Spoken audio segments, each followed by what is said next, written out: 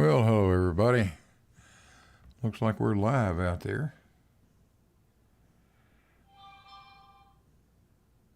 And I just heard my telephone go off, so I assume it's sending out notifications. Good to see you guys. Hello, Howard Moore, Sean Hawkins, Judy Bassett, Stevie B, and Sweet Puppies. I'll work on that problem of yours, but right now I just don't have time to get to it. Hello, Brenda. I think that's everybody I see in the chat. So, and we got a few folks over in Discord too. Genesis is over there. Rob Barton.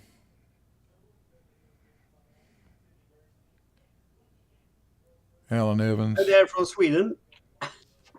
Hello, Genesis. How are you? Fine, thank you. You have to make the right decision to choose your show over Beb's. Yeah, I'm hoping that wasn't a real hard choice. No, it was not that hard. Yeah, we're waiting on Bebby to show up. Hopefully, we'll be here shortly. Should be fun talking about logic, going over the things that the misconceptions that get spread around by some of our competing YouTubers, shall we say. I assume that the SE Montreal will join and report everything Bebby says. Yeah, sure. Beb. I would think so.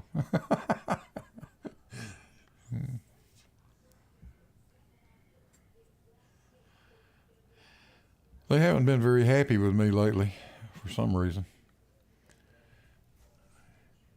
I wish they would stop posting. I heard you were discussing on Geos today about stuff. Rakia was there. Also. Yeah.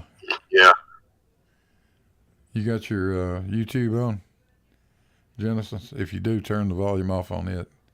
Oh, sorry. Yeah. I don't have the YouTube on. Must be someone else. Only on the Discord. I picked up an echo from somewhere. I don't know where. Yeah, we'll see. It was I coming back in. Ah, hello, Ellen.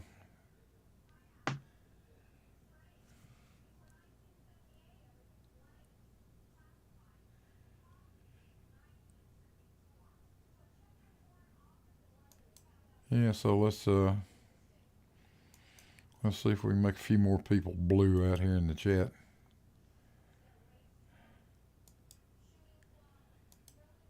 I'm sure we can. I have the technology. How's the audio out there, guys?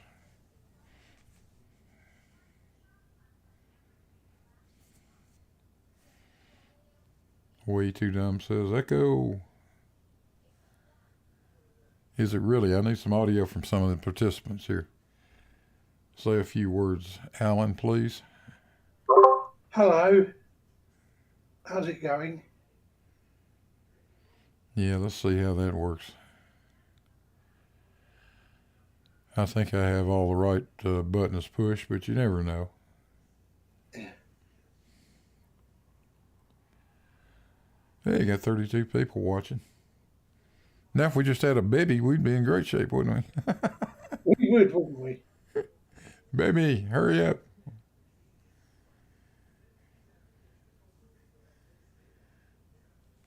Well, I'm just really disappointed that there's lots of thick cloud about tonight when we're supposed to be having this most amazing meteor shower.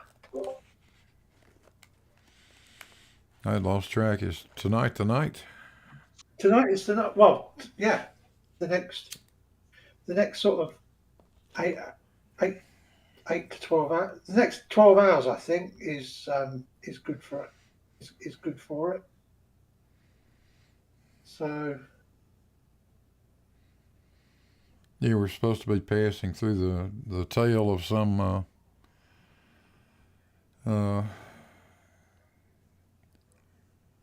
disintegrated comet. yeah, some defunct comet, huh?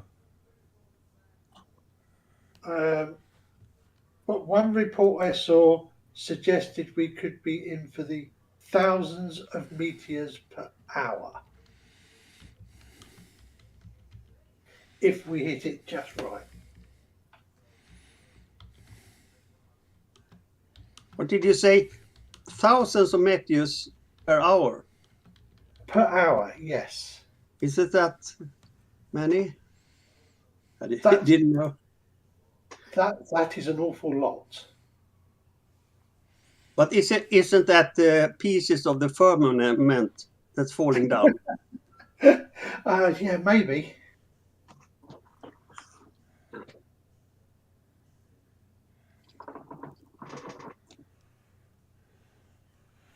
Brenda in the chat says comets are a hoax.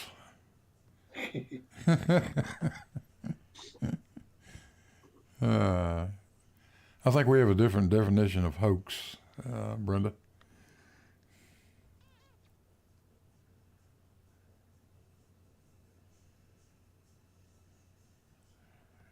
Oh, space is fake. Nathan disproved it ages ago.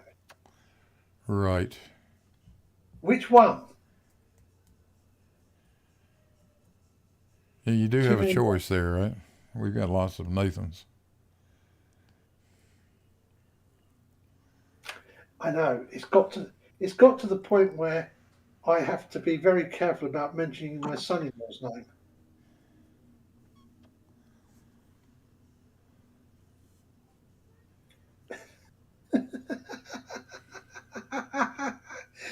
Sorry. The first made of frozen airliner toilet water. And then you have Arwin without the shirt also. Oh God, no! Don't do that to me, Genesis. Don't do that.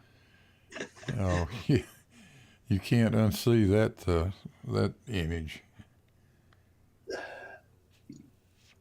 It's bad enough seeing the screenshots. I really don't need to see it moving. But someone put it in the chat. Did you see that? Yeah, I saw it.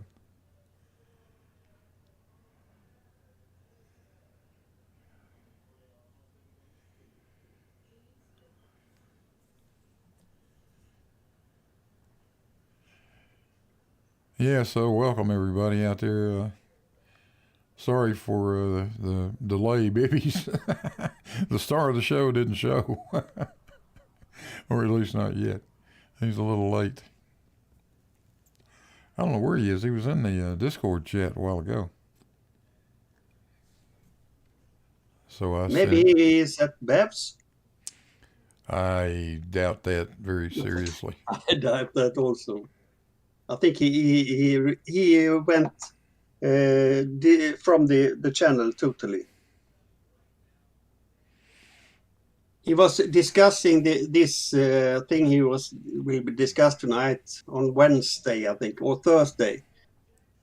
And he offered to take it on VC to explain how it works. And then someone called him an idiot and he left. I would have also. Yeah, me too.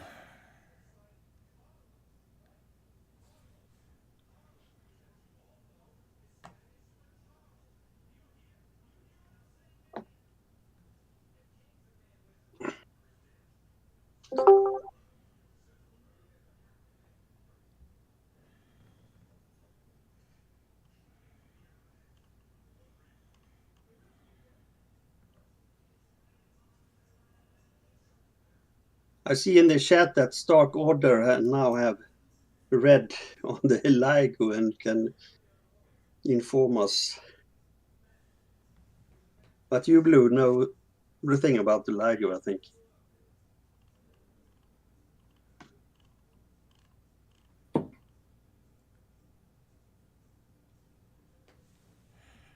Yeah, I'm trying to see if I can figure out where Bebby is right now.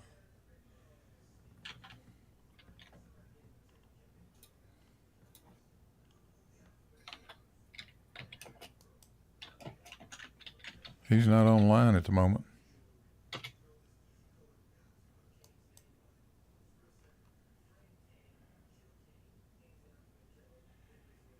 He posted in here just 9 minutes before the start of the show in Discord. Made a comment, and now he's offline.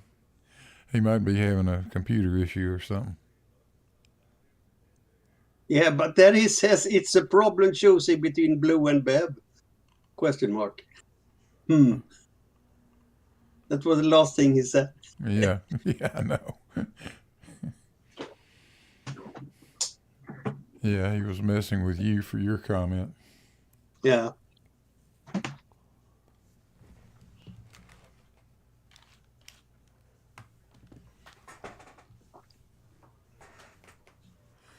Well, we'll see what goes on here over the next few minutes. I'm assuming he's got some kind of computer issue because suddenly he's not even online. He's showing up as offline over on the.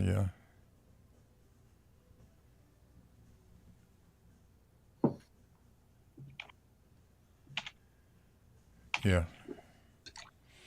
Yeah, not even online at the moment, so. Something has happened. It doesn't matter. We can talk anyway, right? Indeed. Well, heck yeah. Well, you guys We want... we had a discussion on Bev's about that the argument that Bebby showed them, but I didn't want to answer that if it was valid or not, because Bebby said that it was not valid. I didn't understand why, but so I didn't answer that question. But it was interesting with the Bev and the guys. They were discussing this argument, and then they saw this question in the end: is this argument valid? And if so, why not? Was two questions at the end. And they were suspicious of these questions. If you put these questions in, they concluded there must be something that maybe it's not valid. But at the same time, they said that both premises and the conclusion was evidently true, so there was no problem with it. So they was very confused of the whole issue. Yep. So I was hoping for Bebby to explain why it's not valid today. Yeah, I really don't understand it. Yeah, I want to hear that too. Yeah. Yeah, that's bound to be quite an interesting thing.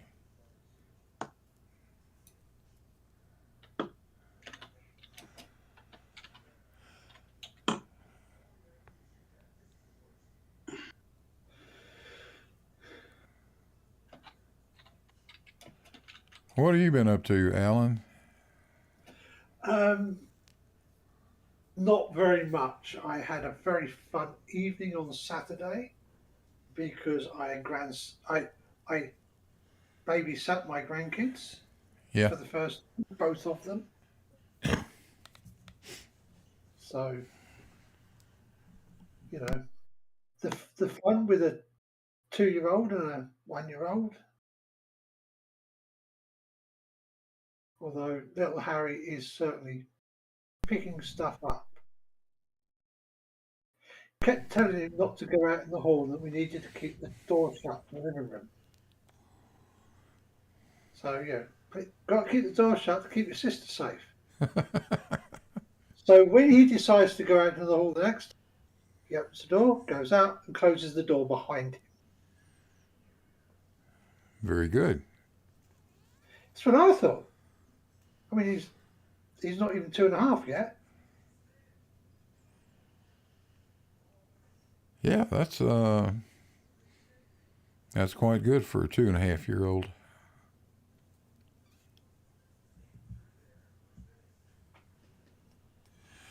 I remember mine most of the times at 2.5 seemed to mainly want to argue with me about something. Yeah, there was quite a lot of tears as well because they haven't been thanks to COVID and everything. Of course, they haven't been left nearly as much with people as they might otherwise have been. Yeah, I know what you mean. Hello, farmer's boy. Hello. What's going on, buddy? Oh, I'm still working. Are you? Well, It's late now. some idiot of a director decided, big odd idea, if I popped into the office today, which is about an hour and a half drive away, and then he was late turning up. So by the time I got out there, I thought I still got work to do. So here I am. I mean, I don't mind. I'm getting paid for it, but it's 8:20 at night and I'm still working. Yeah. Hey ho. Yeah, it's pretty easy to say, why don't you pop in the office when you're already in the office and the other guy's 2 hours away from you? Well, the ironic thing was that he'd sent me an email the end of last week, said, "Oh, could you pop into the office on Monday?" And I'd already got an appointment for 9:45, so I said, "Yeah, but it'll be sort of getting on towards lunchtime by the time I get there." As it was, I got there at 11:30. He wasn't there. He didn't get there till 2:30. Oh, come on. Play the game. Yeah. Seems like I've had that experience a few times. Yeah. Like I say, I don't mind, because he sort of said, how are you getting on with working from home? I said, well, half the time I'm not at home, so I'm in London tomorrow, I'm in London Wednesday, and unfortunately we've got this 2-day bank holiday thing going on because of our Queenie. So we've got a 4-day weekend, but I have a sneaking suspicion I won't have 4 days away from work. I think the Thursday or the Friday I will be working because there's still lots to do. It's interesting with these bank holidays. Suddenly you have bank holidays and no one seems to know why. Well, traditionally we've always had bank holidays, and really the clue is in the name. It was to give staff in banks, a little extra time off. But now bank holidays, they've introduced. I mean, it's like this year they've introduced these two because it's the Queen's Jubilee, so it's a national thing. Give the nation an extra couple of days off so they can celebrate it. Okay, it's for the Queen somehow then. Yes, it's her Platinum Jubilee. It's her 70 years on the throne thing. Yeah. Impressive. I mean, traditionally we have there are 3 sort of what I would call bank holidays that aren't anything to do with Easter and Christmas. We have the first Monday in May, the last Monday in May, and I think from memory it's the first Monday in August. They are bank holidays. They're always Mondays. In Scotland, it's the last Monday in England in August. All right, last. I know it's something I can never remember, but yeah. That's been that way for a long time. She's nearly 100 now, or how old is she? She's 96. 96, okay. Impressive. She in fact, she's a year older than my mother. Yeah. Because, normally today would have been the bank holiday, but they've moved it from today till Thursday, haven't they? So, Yes. Last year, this being the last Monday of the month would have been a bank holiday because it's the first and last Mondays of May are bank holidays. But because it's the Jubilee weekend, They've shifted it away from today to Thursday. So Thursday is the spring bank holiday. Friday is the Platinum Jubilee bank holiday. So basically, we get a 4-day weekend. Yeah. And of course, the really odd thing about British law is that the only people who are still entitled to bank holidays off are bank workers. Yeah. They're the only people who are entitled to the time off. Correct. Pretty much everybody else gets them, but it's weird. Our public holidays only apply legally to one group of workers. Yes. Aha. Aha. We have a Bebby. Here we have Bebby. Hi, Bebby. Hi there. Just getting sorted out. Just getting. Sorry about that. It was 2000 Universal Time, which is 2100 British Summer Time. Yep. Yeah, And those are hard, aren't they? yeah. I think Right. that's what I went by 1500 Eastern Daylight Time. Yeah, it should have Yeah, been. it should have been. 1600, Yeah, correct? 1600. Yeah, right. Could we all please stop buggering about with the damn clocks? Isn't that the truth? Can we just pick on? Let's say okay UTC, and let's just stick with it and be damned. Well, yeah, but George doesn't like UTC. He likes British Summertime, so he's coming in at 9:30. It's now. So That's George, isn't it? we right. Well, don't. Yeah. I mean, So I'm going to share my screen now. Yeah, hold on a second. I'll you share There we go. yours. Let me get that up. oh, And There we go. yeah, there we go. That should be going out to YouTube. So And it's going out to YouTube now, yes? should be. And Just wait for YouTube to catch up. yeah. And there we go. It's in YouTube. Fabulous. So we're all Who we good. got? Hi, Genesis. Don't know Rob, don't know Snesley. No Farmer's Boy. Good evening to you, sir. Good evening. Hi there. So, what I I'm looking propose, forward for this one. I've got 18 to 20 slides, I think. Should be done with that in half an hour. It's all about logic. And can you hear me okay? Yeah, Sound you. okay? Yes. Yeah, you Yeah. sound great. And Sound then we like you. sort of discuss it amongst ourselves. I've called it flat earth logic. And logic has always appealed to me, and sort of the Bev next level server has always appealed to me because flat earthers generally don't discuss logic. You should know that SC Montreal will be here and he will report anything you say to the Bev cards. You're right, he will be here, Yes, but I you can't know. see him now. I highly doubt it, but we'll see. We'll see.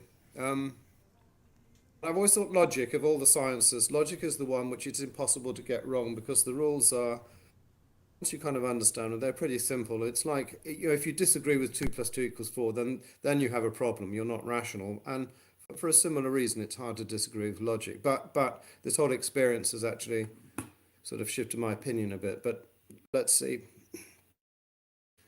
So some flat earthers, and we know who we're talking about here, right? Believe that a flat Earth can be proved by logic alone, Yes. and that will be a truly, really, really civilization-changing result. Because since the time of the ancient Greeks, it's been believed that there are truths that cannot be established from first principles alone, but require observation and experiment. So the Greeks preferred first principle stuff. They liked geometry, mathematics. They weren't too keen on science because it required sort of going out and doing stuff. But whatever, they still made that distinction. There are a priori truths and a priori forms of demonstration and argument, which are from first principles. And there are a posteriori, which you cannot prove from logic alone, but you have to go out into the world and measure stuff. Excuse me for interrupting, but I think Yeah. one of Bev's ground postulates is that the Euclidean logic is grounded on reality. So it and some exists people in a reality, yeah? some people disagree, and I've seen people go onto his server saying, "Oh well, it's not about that." But I totally agree with Bev there that logic and geometry, as a triangle actually does have 180 degrees if it's on a plane that is planar. So yeah, it's about reality, but this argument is not about that. Logic is about reality too. Okay, so here's the argument. Now,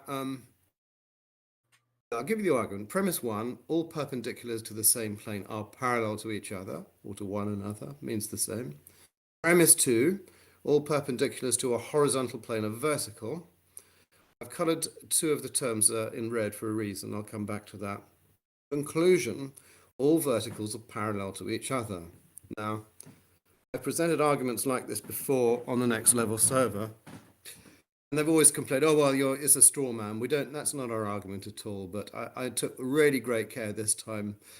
It was posted by Saragaki. I'm sure we all know him, of the next level server. And I've got screenshots that shows that was his argument. I challenged this to him about a week ago, and I said, "Is that your argument?" He said, "Oh well, I don't know." He obfuscated a bit, but then I showed him the screenshot. So this is conclusively and undoubtedly his argument, and this is the one I'm going to have a go at. Excuse me to interrupt again, but we had a discussion on Sunday. We had a long discussion on BEVs, and Right. Starkadder was there, and a lot of people, and then Sarugaki said that he had a proof that all verticals are parallel to each other. And Yes. I asked, I would love to see that one. And then he said that your proof was what his proof. And then I said, Bebby said that this is not valid. But what is that he changed his mind and said it's valid. So we had a long discussion about that. So in summary, Genesis, Saragaki agrees that this proof is valid. He thinks it's valid, correct? Yeah. Or not? Yeah, Right. he does. Which is what he said last week when I've left the server now, but yeah, I mean, Mike, Bev, Saragaki, a couple of others say, yeah, this is a totally valid proof. So, and the reason I'm here now is to say, well, actually, it's completely bloody invalid. But let's come to that. So, if all verticals are parallel, then all horizontals are parallel, and the Earth might look like this. I'm not sure if you can see all of that, but I took the 0 meridian and the 180 meridian, sort of stretched it out flat. And I'm showing this because they will always sort of deny. They'll say, "Oh, we're not flat earthers. Logic has nothing to do with the shape of the Earth." Well, it bloody well does. If the oceans are completely flattened horizontal, then the Earth looks like that sort of straight line above. I've just unwound the circular bit, which is the official shape of the Earth, and on which I have no view. I'm a logician. Logicians don't take a view on what reality is like. We just do logic. But if the globe hypothesis is right, then it looks like the circle below. If all horizontals are parallel, and if the sea is perfectly horizontal as opposed to level, then it looks like that straight line. So their claim in effect is that by a logical argument such as this, I'm just showing that on the screen, we can prove the Earth looks like that perfectly straight line above the sphere. So the question is the argument valid? I had a lot of problems on that server, on the next level server, with getting to understand the difference between a discussion, an argument, a proposition, and validity. So they'd say something, they'd believe the conclusion is true. So automatically for them, the argument is valid, but that's not correct. You can have an argument whose premises are false and whose conclusion is true, and it's perfectly valid. Validity means, and this is what Aristotle says, and which all logicians agree with, a syllogism, that's the Greek word for an argument, is discourse in which certain things being stated, i.e. that's the premises, something other than what is stated follows of necessity from their being so, i.e. from the premises being so. And he adds, from their being so, I mean, they produce the consequence. Or the consequence or the conclusion follows from the premise. So it's key to an argument that the conclusion must follow from the premises, even if the premises are false.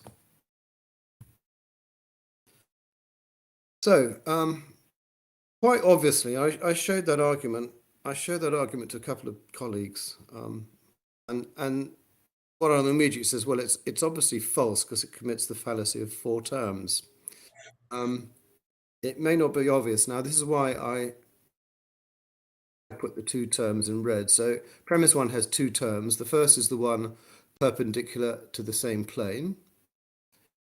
Second is parallel to each other. So that's two terms in the first premise. In the second premise, all perpendiculars to a horizontal plane. Now, if you look carefully, in fact, if you not really that carefully, you'll see the first red term is perpendiculars to the same plane. The word same occurs there.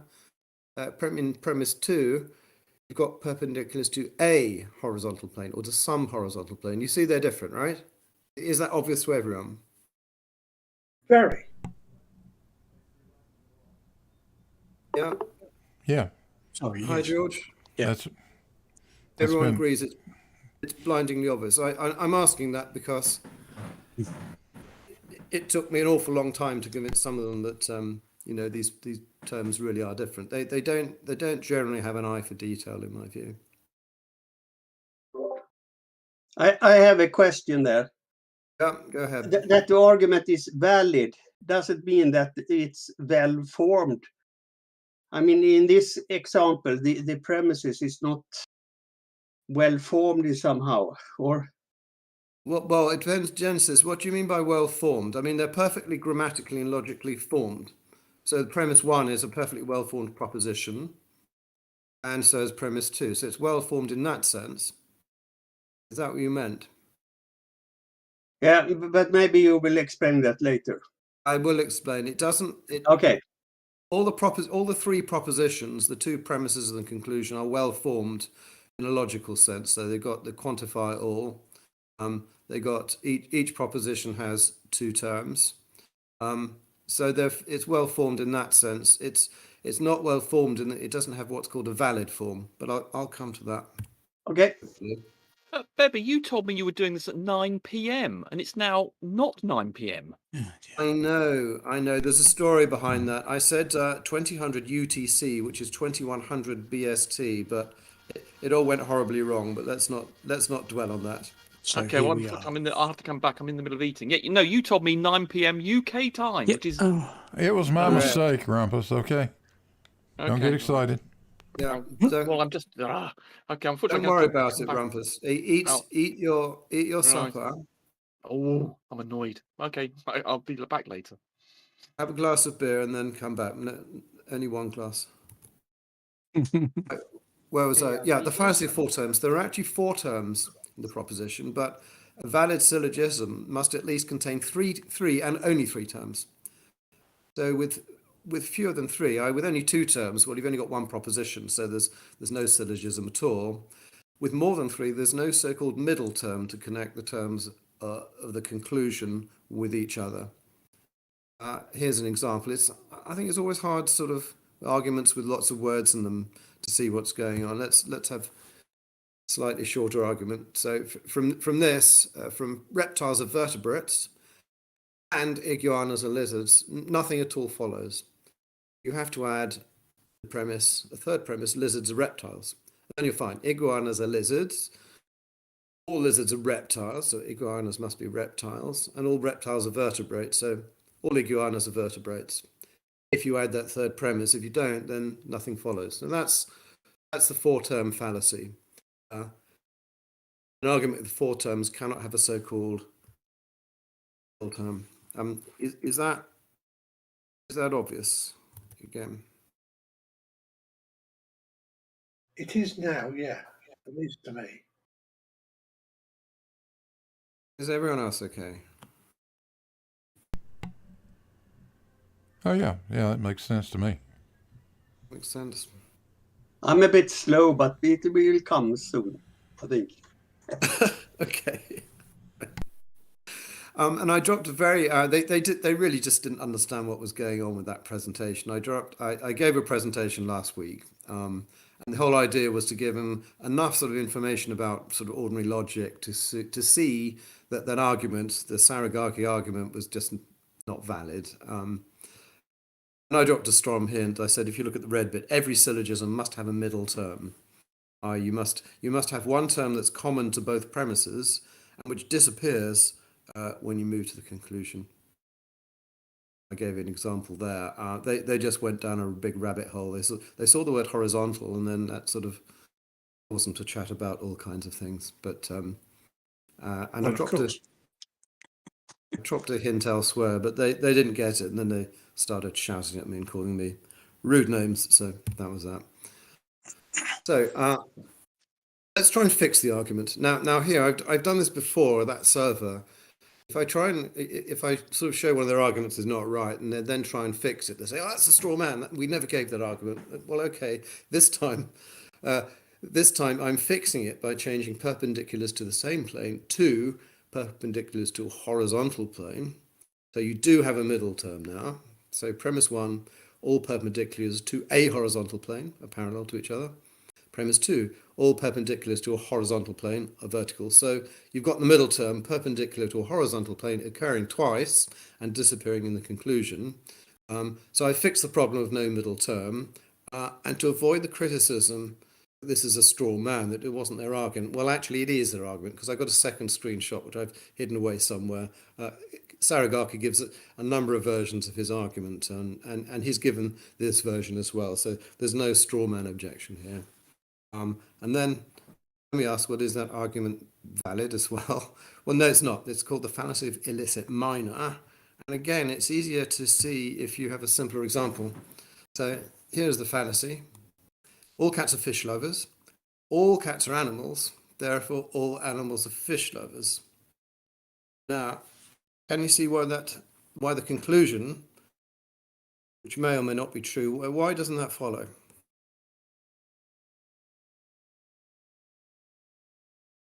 Well, for a start, not all animals are cats. That is correct. All cats are animals, but not all animals are cats. All animals are correct. So you can't say all animals are fish lover just because cats are. Correct. That's it. Yes. Well, I kind of given a clue in the fourth bullet point. Yeah, it's a fallacy because fish lovers may not be true of all animals. Some animals may. Now I see it. Good example, yeah? It certainly is. It's not actually my example, but it's a textbook example. I'm not a cat, but I am an animal. Because all humans are animals. Yes. But I don't like fish. Actually, I did have a fish the other night, but there was nothing else on the menu. It fails on so many levels, really, doesn't it? It's just you just look at it and go, well, that's just wrong. It is so wrong. It was actually a very nice fish. It was a sea bass, which is great. So I'm changing the subject, but yeah, it's totally wrong. Yeah. Sorry, was that somebody? No, it's me just agreeing. It's you agreeing. That's great. Great to have a bunch of people who agree. Very nice wine. Wish Wish I had some fish to go with it now. You're having a glass of wine? Yes, well, I'd been shopping and I bought a couple of bottles of wine I hadn't tried, and I thought, I've got one in the fridge. It's been one of those days. Let's have half a glass of wine. And oh, that's so nice. Well, I'm going on a I'm now Wednesday, going to have. I'm going to have to be very strict myself because I've got to drive into Croydon tomorrow morning. So this is the only glass I'm going to allow myself, and it really is very nice. Fabulous. What kind of wine? It's a Sauvignon Blanc, and it's Yes. the ones they advertise here as coming from the Devil's Cellar. What the hell's it called? Doesn't matter. No, it doesn't matter. But it's. I thought, I'll give it a go. Yes, I should be buying some more bottles of that. Let's put it that way. So you're drinking wine from the devil? That's the one. I can't. Do you know? I can't remember what it's bloody called. I've only just pulled it out of the bottle, and I can't remember what it's called. Shall we move to fix number 2? I think we ought. Right. So switch the subject and predicate in the minor premise. I should explain that the first premise is always called the major premise. Second is called the minor premise. We can switch all cats are animals to all animals are cats. And if we do that, we can fix that syllogism there. So all animals are cats are fish lovers. Therefore, all animals are fish lovers. Obviously, it's false that all animals are cats, but logic doesn't care. Logic really doesn't mind if any of the premises are false. It's just worried whether the conclusion follows. So let's try that same trick with the Saragaki argument, and we get all perpendiculars to a horizontal plane are parallel to each other. Yeah. All verticals are perpendicular to a horizontal plane, right? We've got middle premise distributed. Therefore, all verticals are parallel to one another. So that is perfectly valid. It is as absolutely valid as you can get. It's the first of the Aristotelian valid forms. Aristotle gives a whole long list of sort of arguments which are valid, and all logicians have pretty much followed him in that sense, since.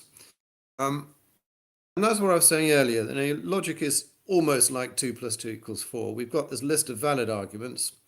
If you put any argument you like together, and you substitute some term like cat or perpendicular for the ABC type terms, then you'll get, as long as you've instantiated the valid form, you will have a valid argument. It's a great tool because you don't have to worry. You don't have to worry. You've just got a list of things, a list of forms which are valid. You just substitute it, and then, well, whatever those terms mean, you've got a valid argument. However, it's valid, but is it sound? Are the premises true? And here's the problem. It's premise number 1. You've changed all perpendiculars to the same horizontal plane to all perpendiculars to a horizontal plane. Now, if we'd said all perpendiculars to the same horizontal plane, a parallel, that's perfectly correct. That follows from Euclid. It's a geometrical truth, but once you've changed the same to or to some, you've no longer got the same proposition, because it doesn't specify whether the perpendiculars are perpendicular to the same plane or not. And let's suppose perpendicular number 1, choose any one you like, it happens to be a horizontal plane in London. Perpendicular number 2 is parallel to a horizontal plane in New York. So they're both parallel to a horizontal plane. But if the horizontals are not parallel to each other, because there's nothing in our argument that says that they are, neither are the perpendiculars, geometrically speaking. And that's been the fallacy in Bev's argument from day one. That's been the fallacy in day one. He has assumed there is just one horizontal in the whole universe, but there could be many. I'm not, logicians don't worry whether there are or there aren't. They're pointing out that, if there's nothing in your argument that tells you that all horizontals are parallel, then you can't, you have to assume it. You can't conclude it. Okay, Bev or somebody objects. You'll object that the horizontal plane in London must be parallel to the horizontal plane in New York, because all horizontals are parallel to each other. That doesn't work. Either all horizontals are parallel to each other is a necessary and self-evident truth, in which case you don't need the argument we started with, nor is it self-evident, or it's not self-evident, in which case premise 1 is false. It was objected to me last week quite vehemently and with sort of some quite rude words that it's definitional. Vertical, they'll say vertical is perpendicular to horizontal. And notice they will omit the words every or some or all. Just say vertical is perpendicular to horizontal. Yeah, but you need to put the quantifiers in. Every vertical is perpendicular to some horizontal, true, right?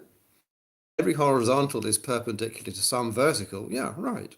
But it's not at all obvious that every vertical is perpendicular to every horizontal. That's why I insist on the use of quantifiers, which they are sort of slowly coming to agree with. And likewise, it's definitional that every husband is married to some wife, yes, clearly, and every wife is married to some husband. It's patently false that every husband is married to every wife. Their argument is like saying husband married to wife. Well, what does that mean? What does husband married to wife mean? You've got to say some husband is married to some wife, or every husband is married to some wife, something like that.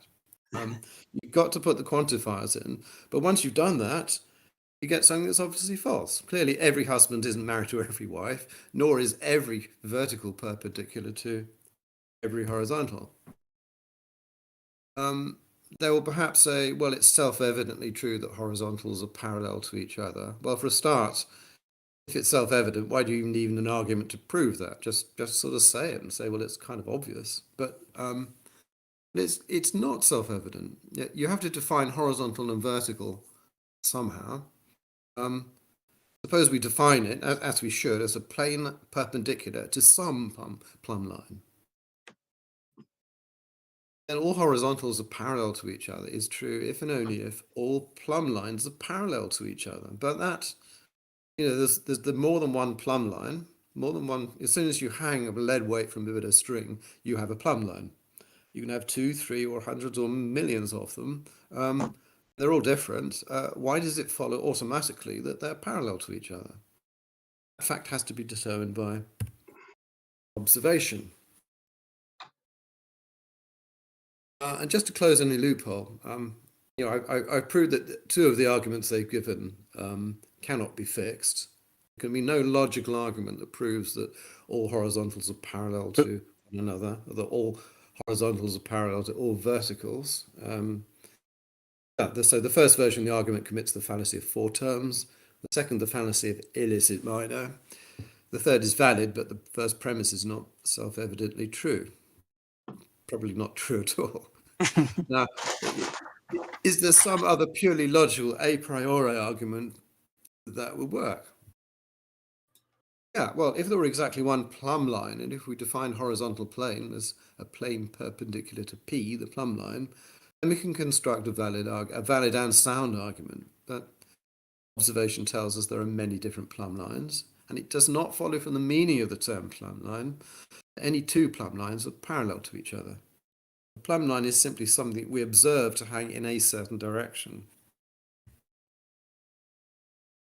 Well, that's obvious to me, and we're coming to a close, and we sort of discuss whether it's obvious to all of you.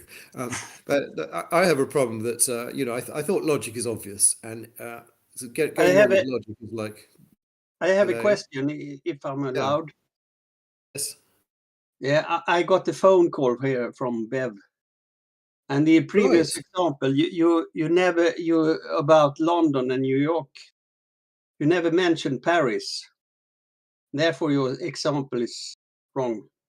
Sorry, did you really get a call from Bev, or is that a? I'm joking. Sorry, I'll stay quiet.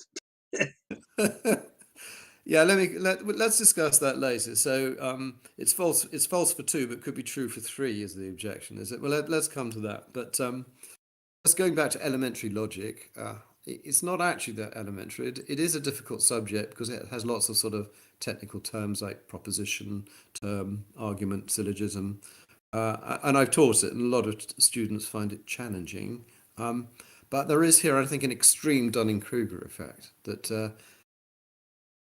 It's a bit like philosophy. A lot of people sort of go wrong with philosophy because they think it's easy. It's like sort of meditating and chanting Om slowly, but it's actually not easy, nor is logic.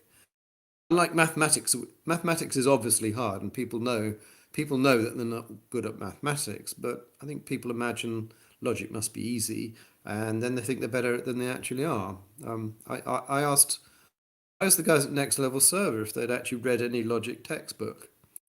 They said they hadn't, and they was kind of proud of it. I thought, wow. Oh yeah. So I said, well, I've got lots of. I actually said hundreds, which I do. Hundreds of books on logic. Here are some of them. I collect books on the history of logic. Oh yeah, and here is. Oh, that's horrible.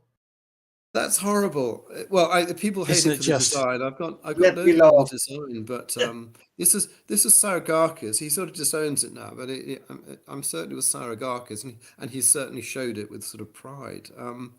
I pointed out to him that Q there is a constant. It's not quantified. He thought it meant all Q and all P, but it doesn't. It just says Q and P.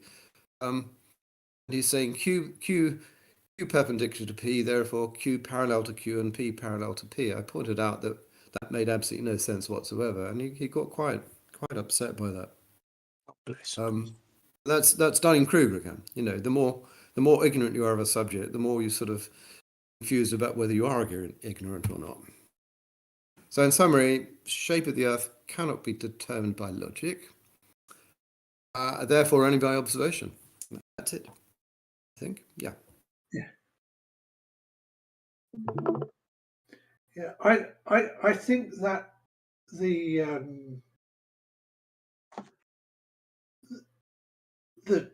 P and Q bit that was there at the last slide is difficult for me. I mean, I've done Boolean logic, having done a lot of electronic engineering, but this is completely and utterly alien to somebody who's done Boolean logic. That's because Boolean logic is what's called propositional logic, whereas Aristotelian logic is syllogistic. So, I mean, Alan, were all those arguments clear? Well, all cats are mammals, that sort of, all cats are animals. Was that clear? That was very clear. Once explained. I guess having an advantage of at least having some idea of propositional logic, what you said makes sense, and I am perfectly happy to accept it. But it's not. It sounds like it's not self-evidently true.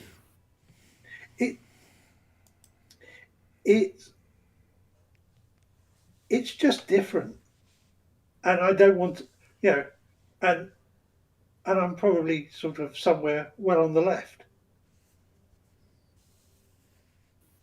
Politically or intellectually?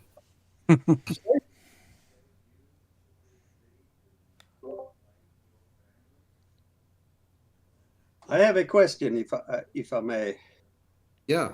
I have read of this constructive logic, because the mathematicians were saying about this logic that it's not sound, because you have this law of the excluded third.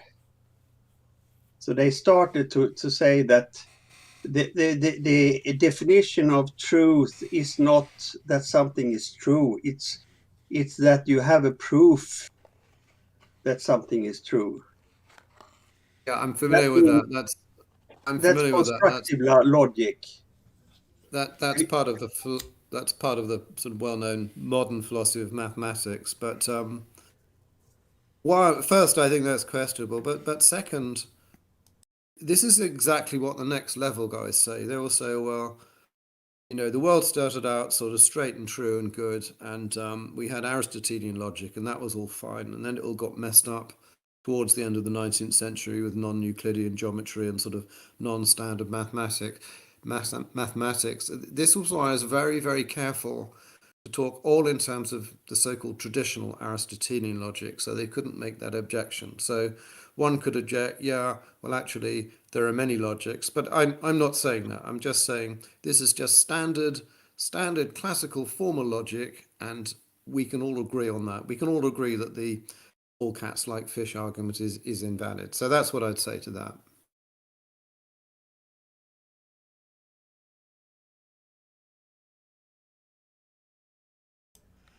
Well, the flaw in Bev's logic has been obvious from day one. And I never tried to attack this from a standpoint of pure, logical arguments, just because, number one, I'm not a logician. But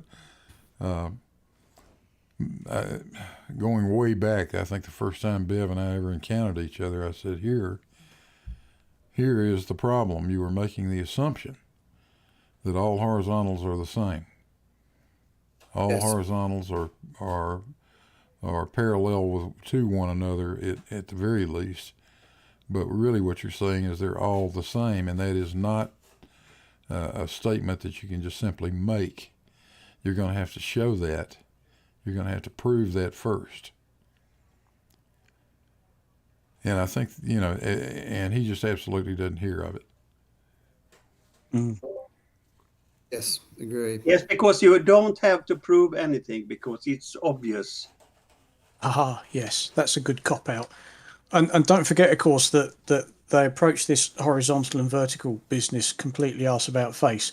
They think you derive your vertical from the horizontal, and if they're insisting that all horizontals are parallel, then obviously all verticals are too. They must be. But you don't get your vertical from your horizontal. You establish the vertical first with your plumb line. Exactly, yes. But not in their world. In their world, it's the other way around. They've made the assumption already that all horizontals are parallel.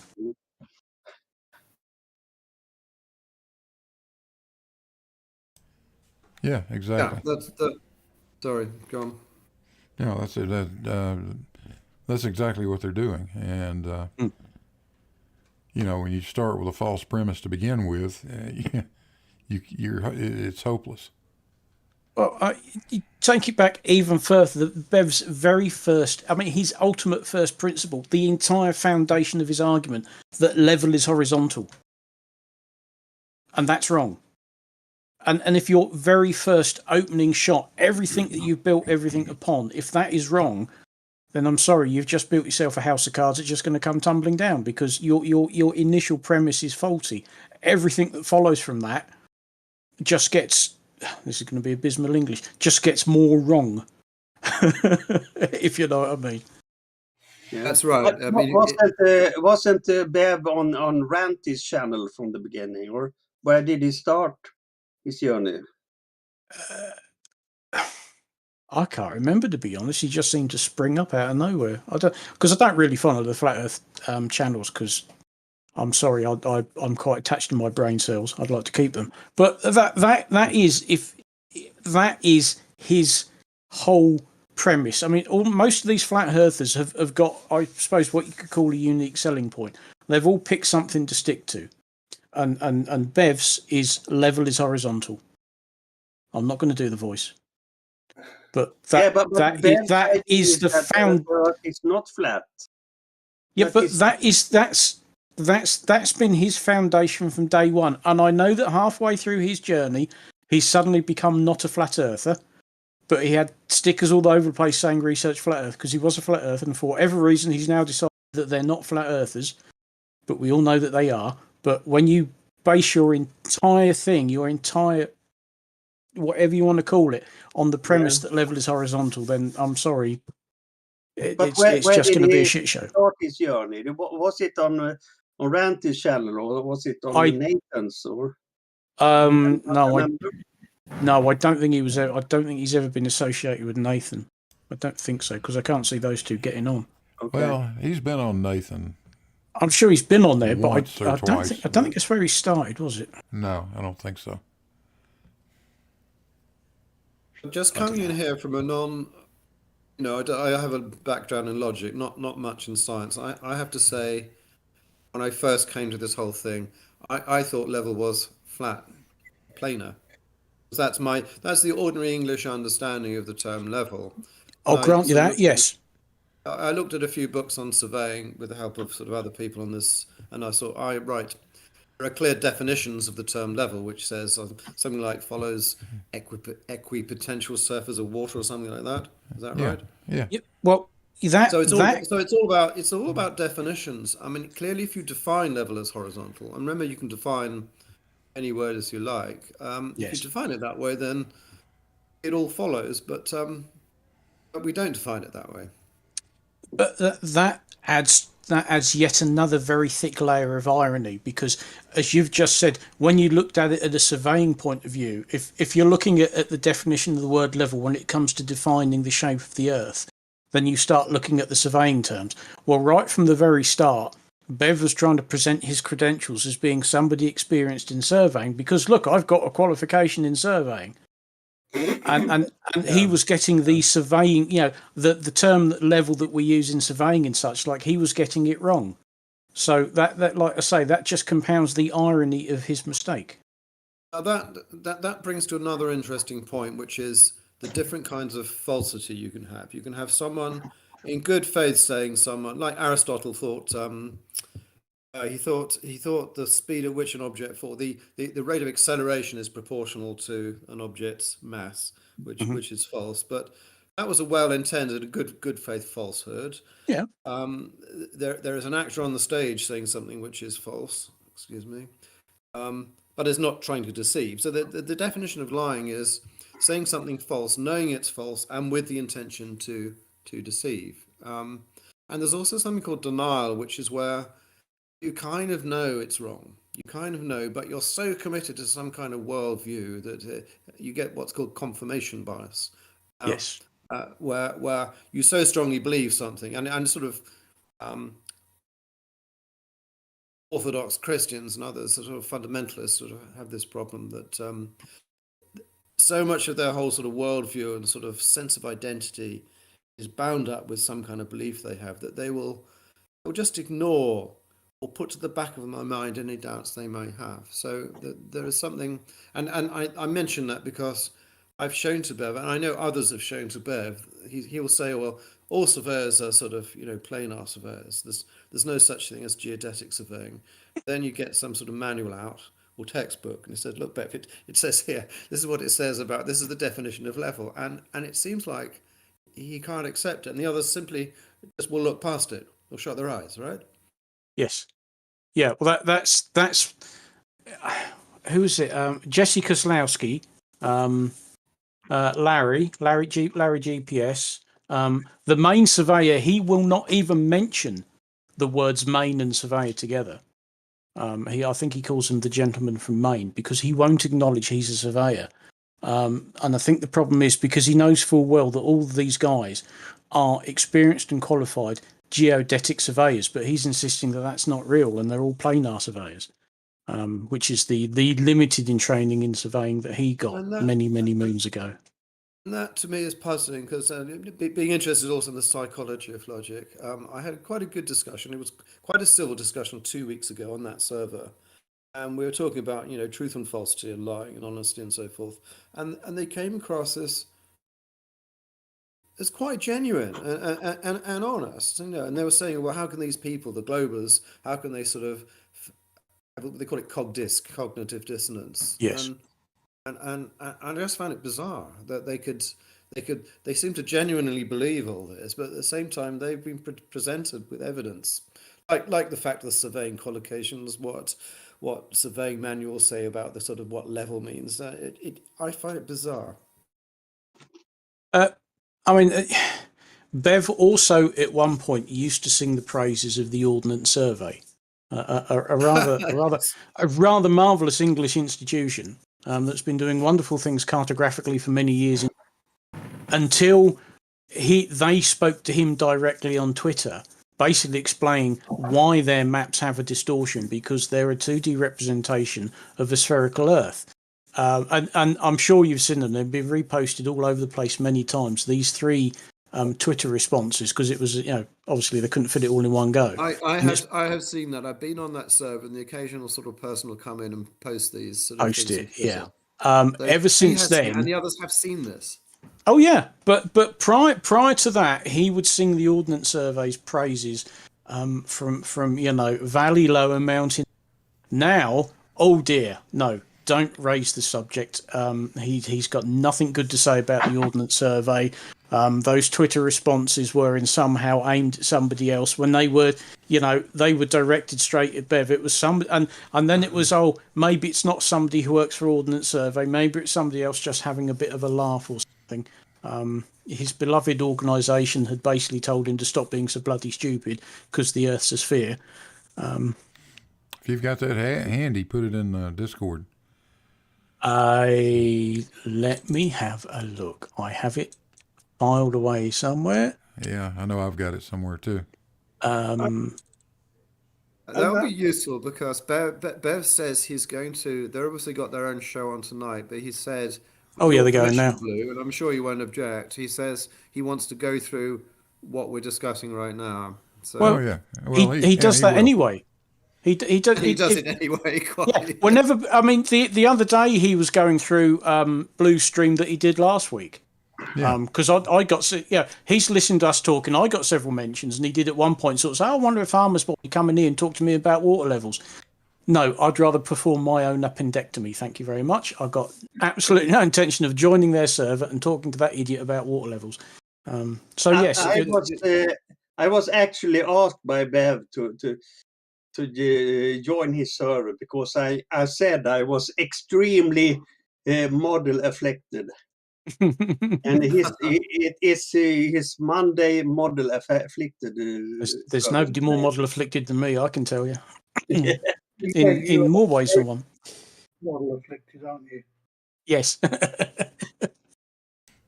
Well, I think the ordnance survey response to Bev was absolutely brilliant. Yes. Do we have a screenshot of that so we can just? There it is. I've put it in live chat. This is watching now. And Blue's streaming it now. So at some point when Bev goes through this stream, this will come up on the screen. Yeah. That would be great. Thank you. Please don't cut this part out, Bev. I would consider it a personal favor. Go ahead and show this. Should I read that, or would you like to read it, farmers? It'll sound better. It's an ordnance survey, so a hillbilly like me reading it won't. Okay, I will read this in the correct order, which is the bottom one first. Hi, Bev. Our maps are accurate, but within the tolerances set for each scale.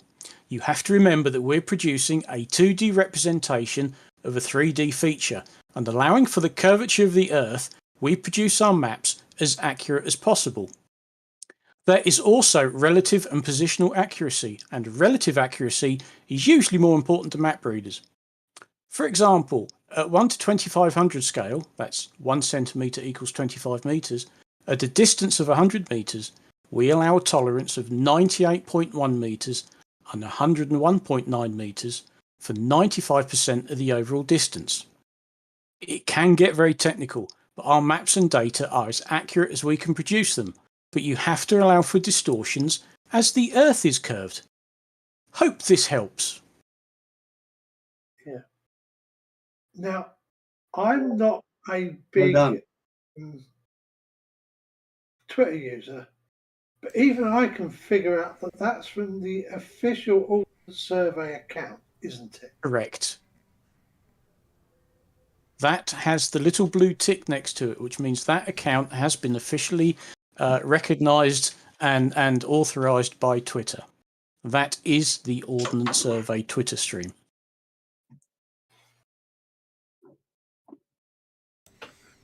Well, there you have it, Bev. Be sure to back up and read that 2 or 3 times like you normally do. What in that with that permanent note of incredulity? Yeah, absolutely. Yeah. What? You're saying the Earth is curved? Alan, you have a picture of my God as your picture. Why that? Sorry? You have a picture of my God. Your God? Yeah, I'm very religious, I don't know, unless must your be God, Thor. With all these lightning things. I was going to say, unless your God is holding a fistful of lightning bolts. Yeah, that's Thor, Wonderful. Thank you, WS. I'm just kidding. Yeah, if you notice that second post from WS in the live chat, this is from the Ordnance Survey website, and this is like the sort of questions they get asked, or they know that gets asked. Myth 2, a horizontal plane is a level surface.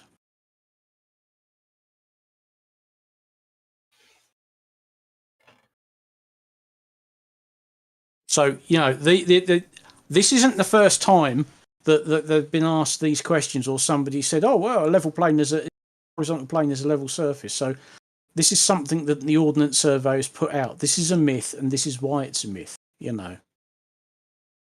You can only suspect that they get asked these things quite a few times, for them to feel it necessary to put this out, to sort of say, no, stop Yes, being stupid. yeah.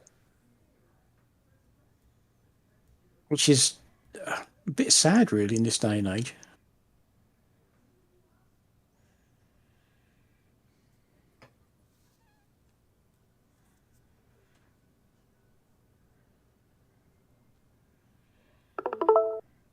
But you're absolutely right. I do remember when Bev was quite quick to reference the Ordnance Survey.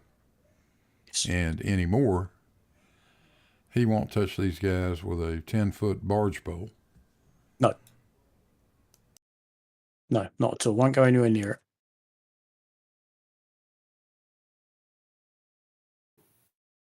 Can you see what I've just, the screen I'm now sharing? Oh, hang on, let's go back. Yeah, hang on a second. Let's see. Let me get that back up again.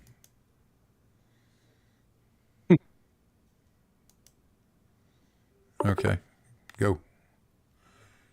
Can you see it now? Yeah.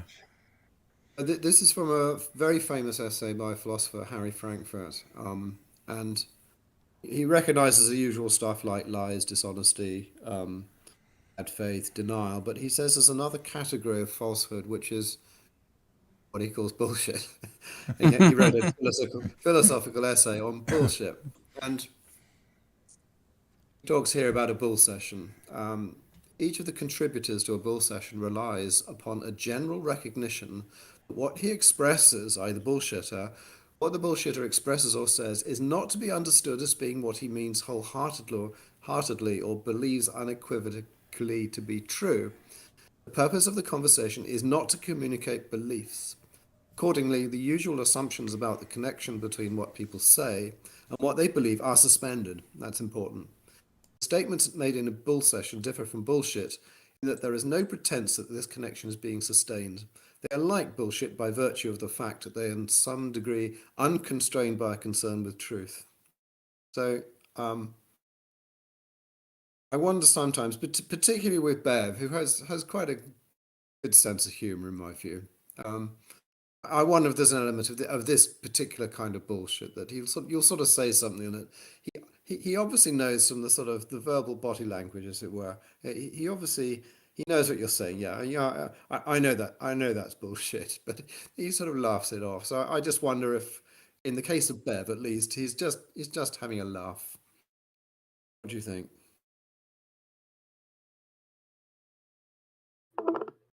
I think he knows what he's doing.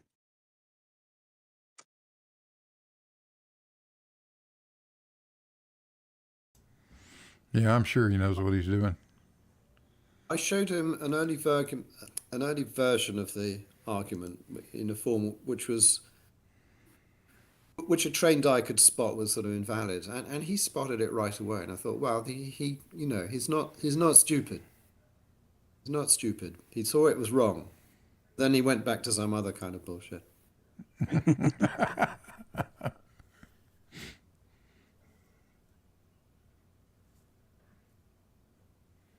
Then the others in that group, they're all psychologically different, aren't they? There's no common thread, no common character in that group.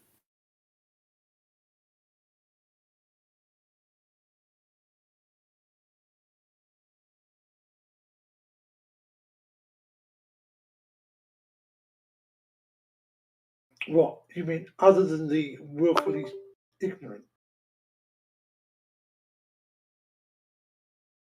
Right, but that was my whole point about the logic. Logic is pretty much like 2 + 2 = 4. You simply cannot stupidly deny 2 + 2 = 4, can you? Can you? Well, 2 + 2 = 5 for sufficiently large values of 2.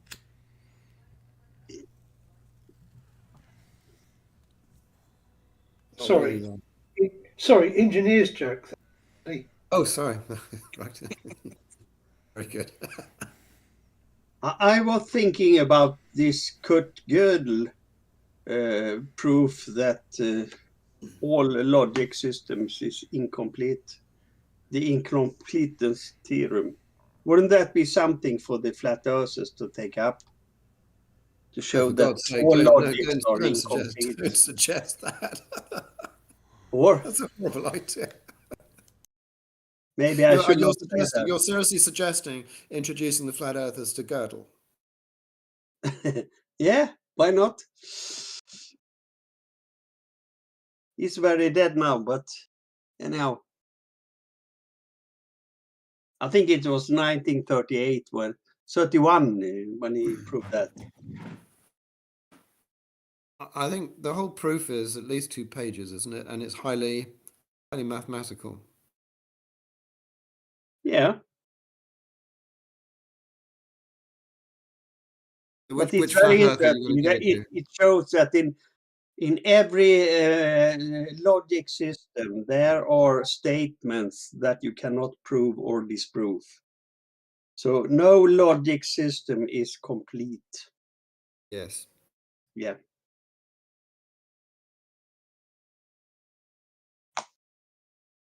What will they make of that?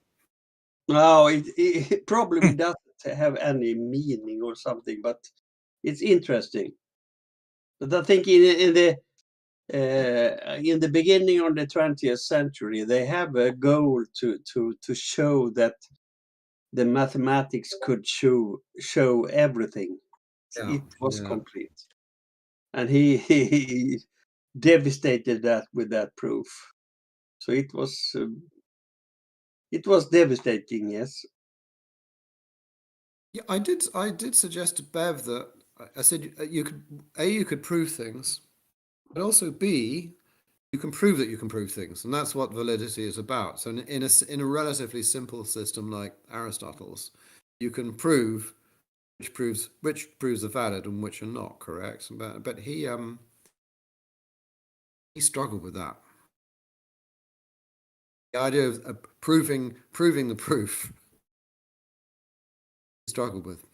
Yeah.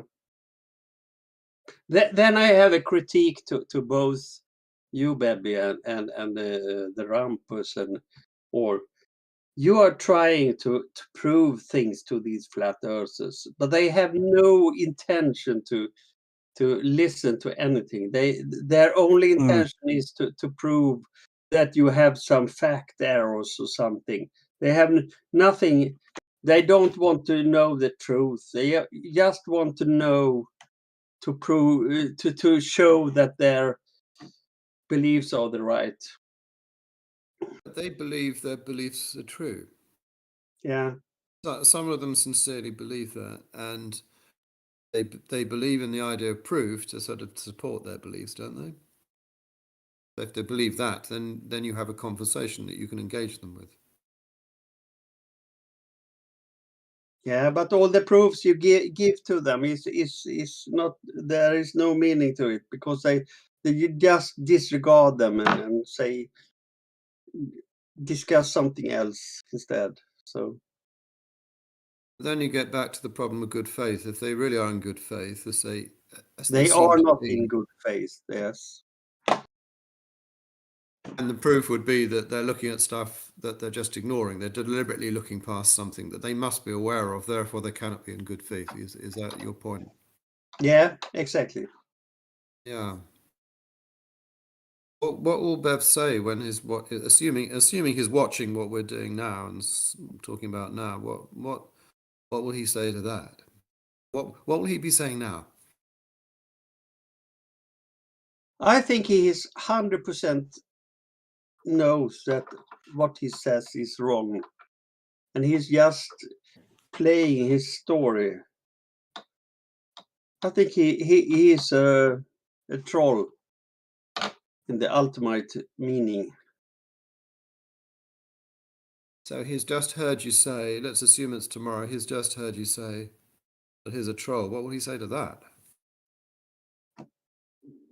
I don't know.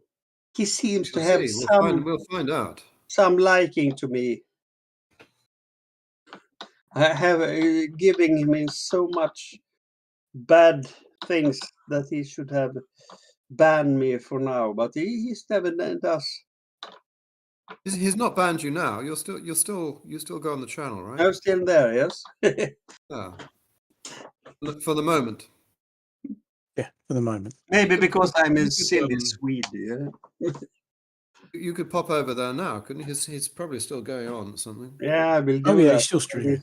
Yes.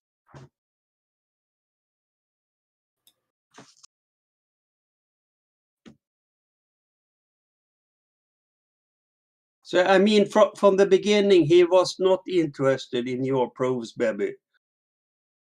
He hates you because you know what you're talking about. He Well, he just says wants you out. Well, he says I'm a pseudo-logician.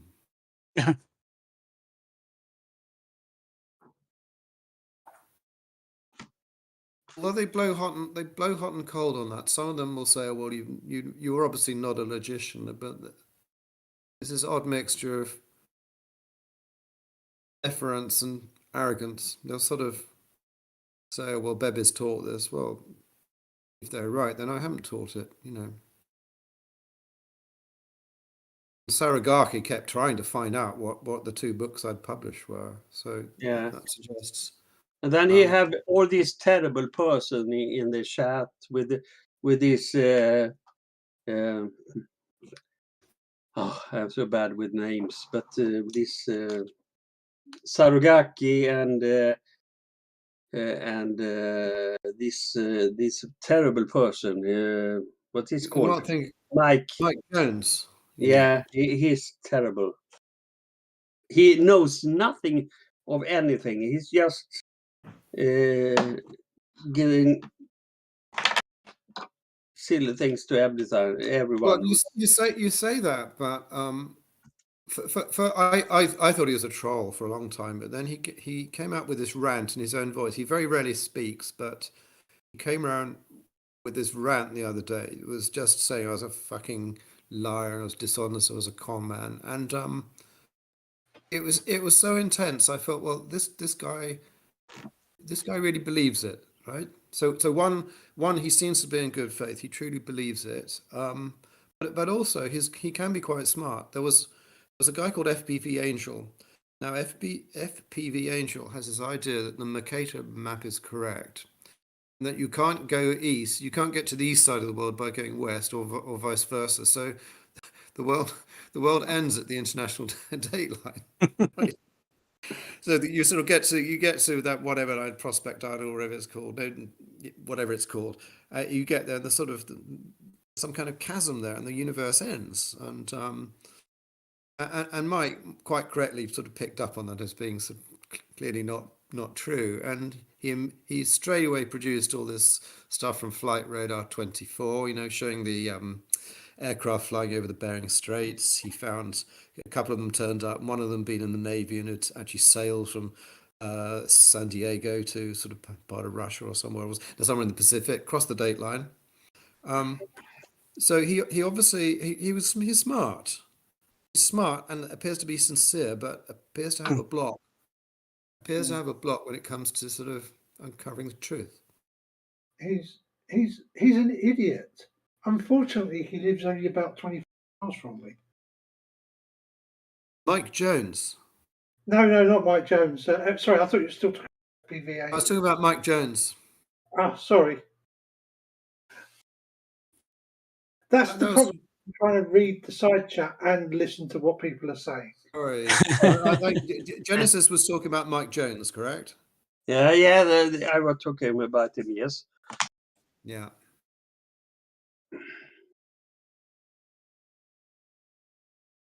Yes, I mean, FPV Angel's theory that east and west stop at the international date line means that the Japanese fleet must have sailed the very, very long way to attack Pearl Harbor.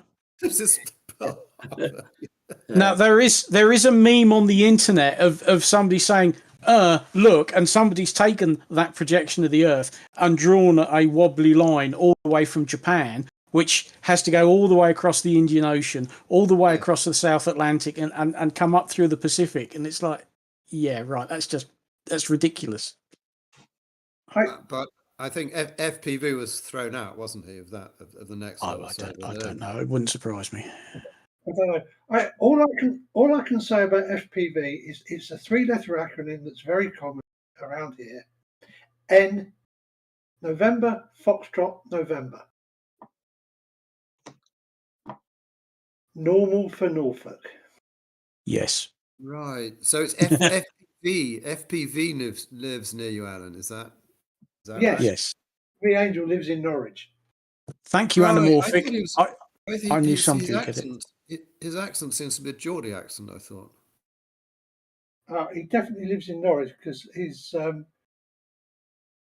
drone flying videos are actually not that bad. But for anybody who knows Norwich reasonably well, it's very obvious where he's filming. Yeah. Right. And yes, Anamorphic Mind has posted the very meme I was talking about in the live chat. Yeah, I'm showing it now. That's the one. Yeah. Boy, that was a long way to go, wasn't it? That was a hell of a long way to go. I suppose This is at least what you get as the war, not a problem getting down past it. That's nice. An interesting thing is both on Friday and Sunday we had long discussions in the Discord chat, and Bev was not participating. He was playing his silly game when he's driving around on the motorcycles on some island. He doesn't seem to care anymore. Diving around in dumpsters mostly. Yeah, Well, that'll be around the dumpsters that'll be on the computer that he got finance Like, that he needed for his security, isn't it? Yeah. He had that fundraising thing because he needed a new computer for increased security, and as soon as he got his new computer, he's streaming games online. Yeah. I didn't know video games offered any form of security. It's amazing. Well, I guess it stops you interacting with that big, cruel outside world. Blue, why are you not streaming when you're? Why you're not playing games while you're streaming? I don't play games. Games? That would be one reason. Yep, that'd be it. I do not play video games.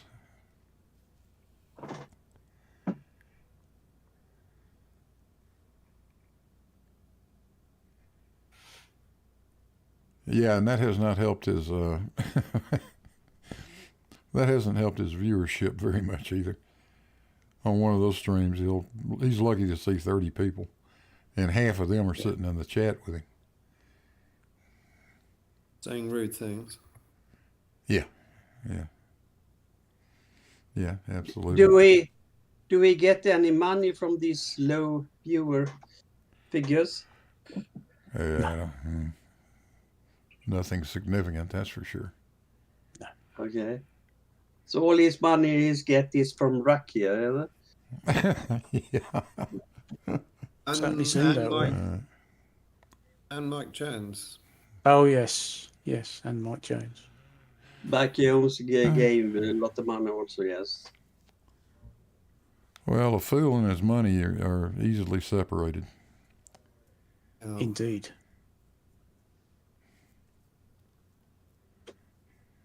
What's happened to Rumpus? Is he here? Or Rumpus, are you there?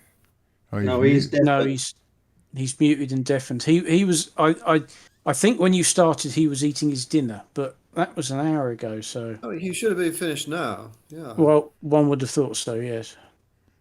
Yeah. I think I might have made him mad. Dear boy, he makes himself mad. Yeah, it was my fault for scheduling it at the wrong time, but I'm very sure that YouTube took care of that when I scheduled it for 1500 Eastern Daylight Time. It popped up at 1900 for you guys over there. No, it popped up at 2000 for us over here because yes, we've got daylight savings too. So Yeah. that's the thing. Outside of the odd week where you change it on different dates to what we change it, the calendar, the offset is pretty much always the same between Yes. US and UK, because Yep. it's not like with the Aussies and the New Zealanders, for example, in the Southern Hemisphere, where their daylight savings is the other way round to ours, and instead of getting, instead of everything just shifting the same, it shifts in opposite directions, and you get 2-hour changes. Huh. I don't know. Very confusing. So US daylight savings time to UK summertime is the same offset as your normal time to our normal time, or UTC. Well, it should be 4 hours then.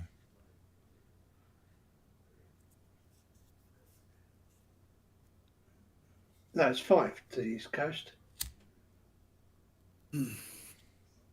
What is happening to Jose now? He's been off for over a week now. I don't know. Who? Jose. Oh, I don't know.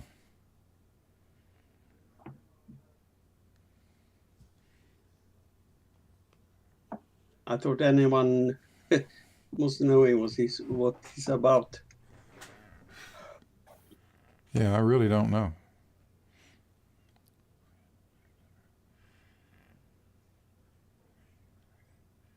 Yeah, when Bebby and I chatted on Discord, he mentioned 1500 my time, 2000, UTC, whatever. Well, I don't have a choice. All I can do is set it up according to my time, right? Yeah.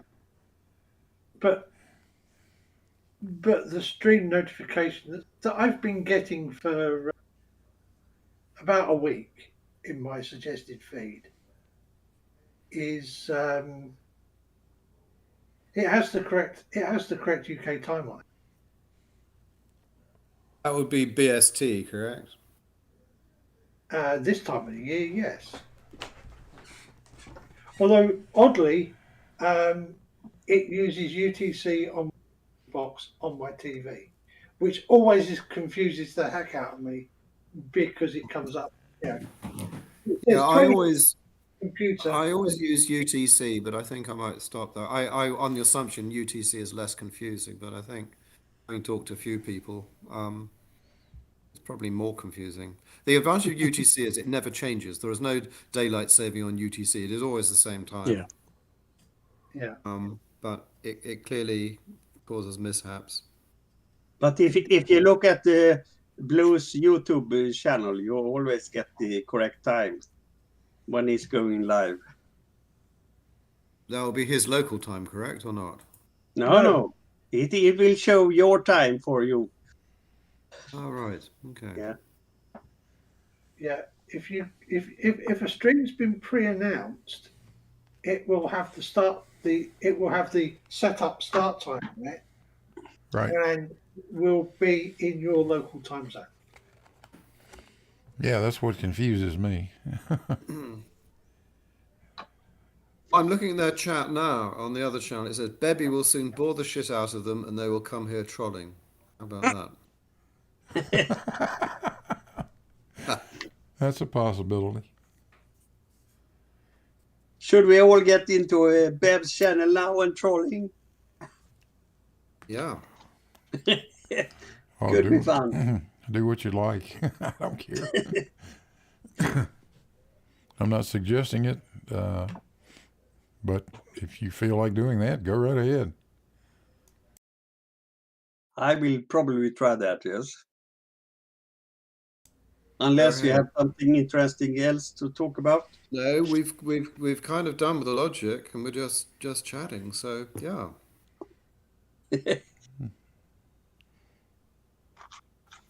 Yeah, I'm glad you went through that though, Bebby.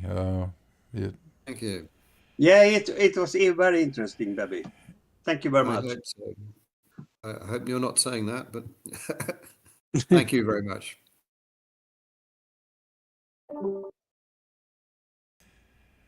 Yeah, the fault in his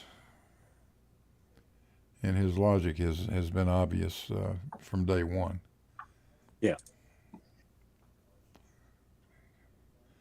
Oops, Bebby dropped out. No, he's just said good night in the live chat as well. Ah, okay.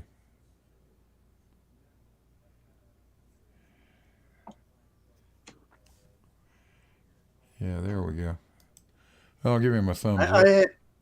I have a question. Why blue do you go into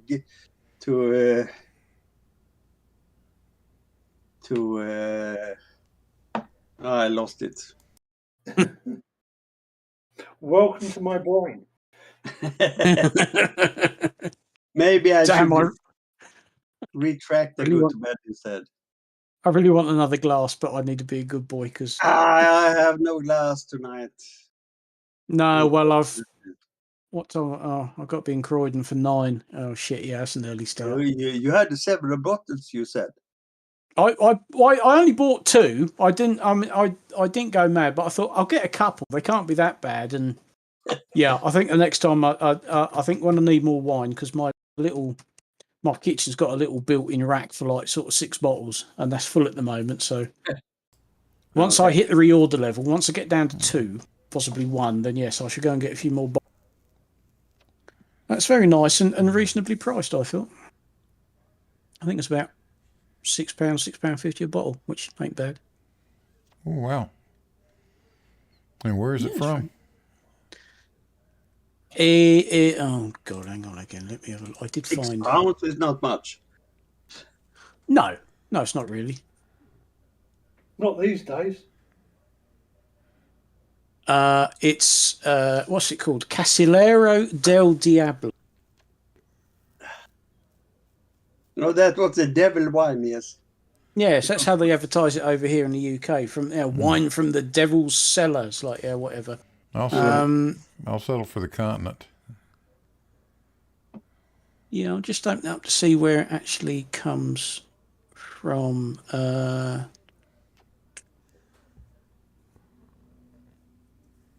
Oh, Chile. Ah. I don't usually go for. I didn't know that. I mean, to be honest, of late, most of the wines I've been drinking come from some very nice Australian whites. But no, this one comes from Chile. Oh, that's nice. And it's a very nice drop. It's. I assume that you cannot buy Argentina wines in Britain anymore, or? I suspect we probably could. Yeah, we still But have. what about the Falkland War? Oh, but we forgot about that a long time ago. You have forgotten about that, okay? Well, not to the extent of don't buy anything from Falklands, you know. Yeah, I mean, we haven't forgotten about the conflict. It's just that we still do business with Argentina. Oh, hello. I'd got the wrong. No, that's from Chile as well. Yeah. And Well, Argentina is still better at football as England. More? I wouldn't know about that. Yeah, I don't follow football at all. Got no interest in the game. same here. So you could ask about football. Just trying to get some fire into the discussion. Sorry. That's all right.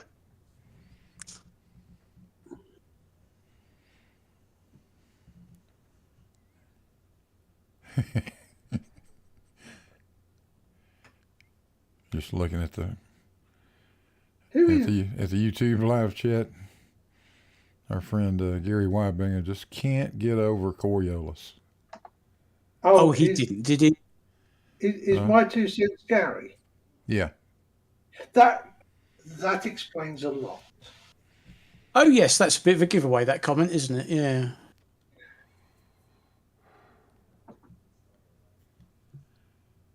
What does he have to come in under another account? Oh, I don't know.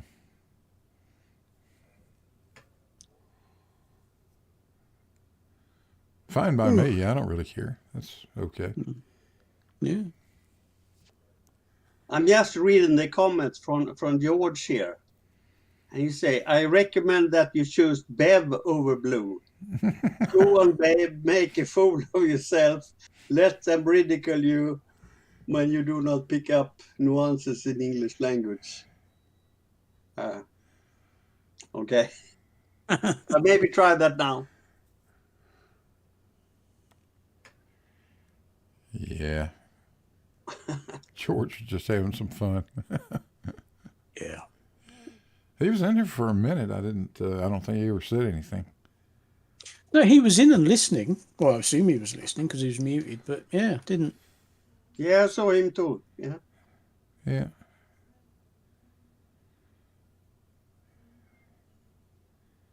And Rumpus is still here, but he's muted or deafened. Deafened and muted. Yeah. Rumpus has gone on strike. Yeah. Oh dear. Oh my goodness. I like small raps. Time zones are just temporal compression and Rayleigh criterion. Rahanic, blah, blah, blah.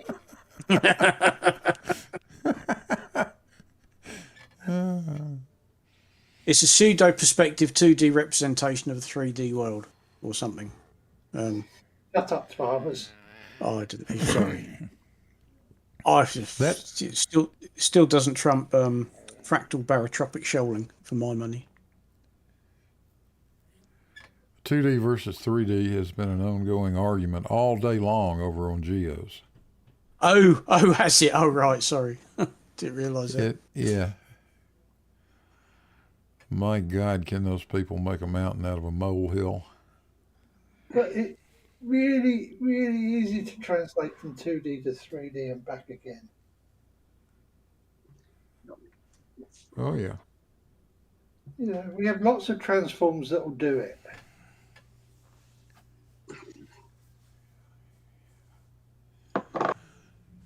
They absolutely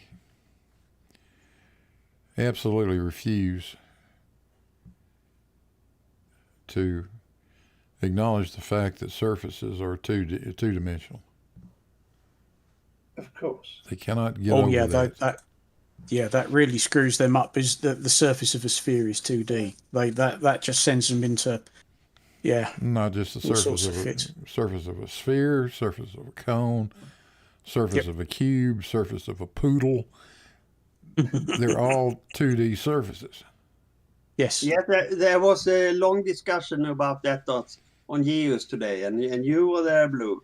Yeah. With MS Montreal and people, yeah. Yeah, that argument is just too stupid to even get into. I don't even comment on it. Damn, I mean, is a drawing, a photograph two-dimensional? Hell yeah, it is. It is. The object you took a picture of is three-dimensional. The picture is two-dimensional. Well, unless you take steps to produce a stereogram. Yeah. Yes. But that's still two-dimensional images, just produced as a stereogram. Right. Yeah. Yeah, if you take two pictures from two cameras, yeah, you can produce a stereo image. Oh, Gary's claiming that you blocked his main account. I may have. I don't know. Well, I don't care. No. Well, no, of course not. You must have done something, Gary. I don't know what you did. Maybe you called me a name or something. Oh, he does that when he gets pushed into a corner sometimes. Yeah. Is Gary really sane? He's yelling this stuff on all channels everywhere, so all the time. Do he really believe this, or is he a pro? I think he goes along with the theory that most of the flat earth seems to have, which is if you say it often enough, it will magically become true, whether it is or not. Okay. I kind of agree that flirt brains are indeed the smoothest substances.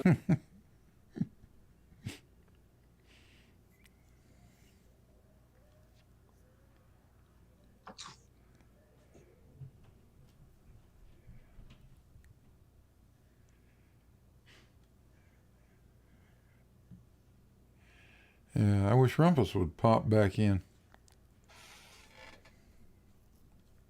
I must say that I really like Lemon Bird. He seems to be a nice person, but everything he says is totally word salad, and no one understands what he says. But he's nice anyhow. I'm sorry, but Lemon Bird is not a nice person at all. No, I agree with that. Is He's it? a disgusting piece of whatever you want to call it. But he's a Bible thumper. Huh? Yeah, he's got some very, very unpleasant views.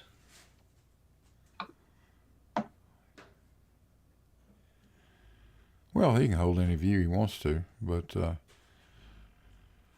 all of his foolishness about light smushing and squishing and crowding Yeah, its way that's into your interesting. He's eyes. I don't know smushing how. and squishing. Yeah, Yeah. it's just nonsense. Not quite as bad, however, as what's that guy? Daslow? Is that? Is he the one, the Electric Universe guy? Which one's that? I think he calls himself Daslow or something like that. I forgot now. I Does haven't heard ring of a him. vague bell. Yaslow. Die slow, D slow. That does ring a vague bell. He's slow.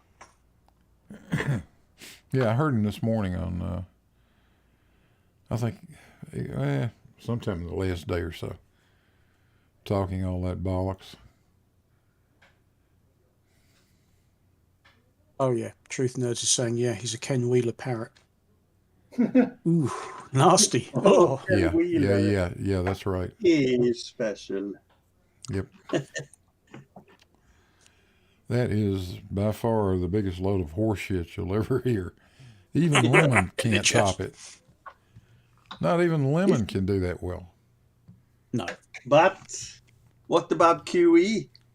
Who's the worst one? Ken Wheeler or QE? Decide. No, QE's just a dumbass, that's all.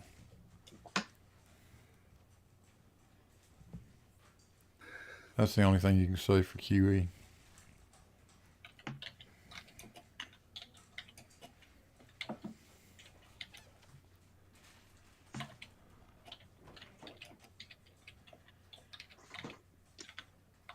Well, guys, since we accomplished the mission and we got through the logic, Yep. I don't know that we got a lot more to talk about today. No, that's fair. I must admit, I'm getting to the point where I'd need to bail out soon anyway. So I may say good evening to the YouTube crowd. Start thinking about fixing something to eat here. And maybe we'll do it again tomorrow. I don't know. We'll see. I kind of want to go over my last video on Lake Pontchartrain. Oh yes. I haven't done that yet. So if you guys are around tomorrow, maybe we'll do that. Maybe we'll watch that. And There's talk about a what very it good shows. chance. Yeah.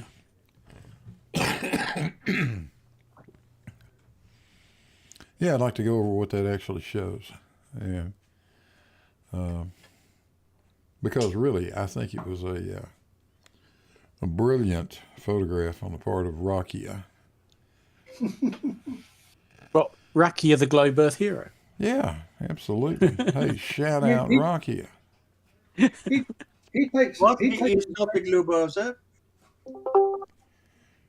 It's a webtard. Yeah. He also takes as many photos showing demonstrating the shape of the Earth to be a globe, as Ranty used to. Exactly. That's why I think he's taking over the mantle that Ranty used to have as the Globe Earth hero, whilst being a flat earther. Yeah. Well, although I have to say, it's nice to see him that's nicely in focus now. Yeah, that makes a change. Now we have Judy here also. Shout out to Judy. Hey, Judy. Oh,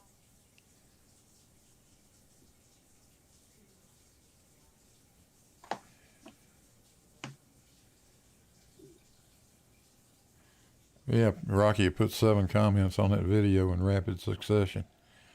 Each Oh, did one, he? Yeah, each one calling me a liar. I must have hit a nerve. Oh dear. That's pretty funny. He's trying to say, that's not where I was. Well, okay, you didn't tell us where you were. I told you where I thought you were. And I think I got pretty strong evidence to back it up. Yeah, I don't I think think you're he very did a pretty good job. I mean, 20 or 30 feet maybe, but much more than that. Yeah. And now we have paid NASA Shell in the chat, it seems. I wonder how much he's paid.